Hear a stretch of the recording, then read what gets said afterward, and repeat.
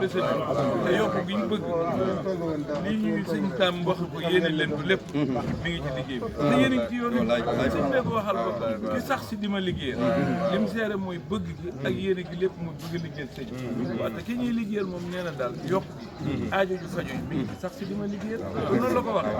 aja xawaa jël si na daam fi xidmati waxab lahum maaraam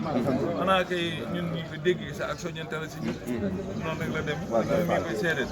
ndax lii tàmbaliwul tey ñun ñoon fi ko fekk ñëwaat ñu feddil waat laxasaay takk laxasaay ñun ñii fii suñu wéjur gis nga laxasaay kon que yëf yi ñu ngi ci leen waaye nag nii mu leen koy waxee li ngeen nekk nag comme waxoon ko waxaat ko soti nii xanaa kay ñu ñaan loolu sax waaye aajo yi day gën a faju liggéeyal sëñ bi mooy faj aajo yi mu waxal boppam boo jógee jëm ci sëñ bi jëm bari maa ngi jëm jóg loo mën a yéene ci sa xol xam nga ni bu gënee rafetal jot day am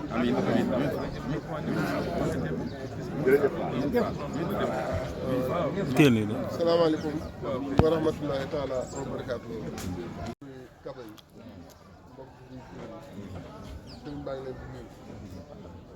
nuyu di teg nuyoo bi ci loxo jëriñ ñi ñëw tey jii di leen wax naan sëriñ bi moom xam na seen pas-pas ni ko sëriñ daam wax léegi rek yàgg ngeen ci waaye bu ngeen xoolee li sëñ Alaaji wax léegi suñ borom moo yore kàttan waaye kàttan loolu nag sant nañ yàlla ndax feeñal ngeen am na lu mu ci feeñal ndax fi ngeen toll woon daaw ren ji weesu ngeen kon nag yokkute am na nan sant rek te góorgóorlu sëriñ bi nag ku ko liggéeyal suñ borom fay ku nekkal yàlla nekkal te it pajut aajo lépp jàppandi ñu ngi ci liggéeyal sëriñ bi benn sàtt rek la ci teg mooy daamoo ñi nga xam ne dañ cee sax te yéen sax ngeen kon nag rafet leen jot sëriñ baa ngi leen di sant bu baax di leen gërëm bu baax di leen ñaanal bu baax di ñaan xéwal yi yokk te bari amiin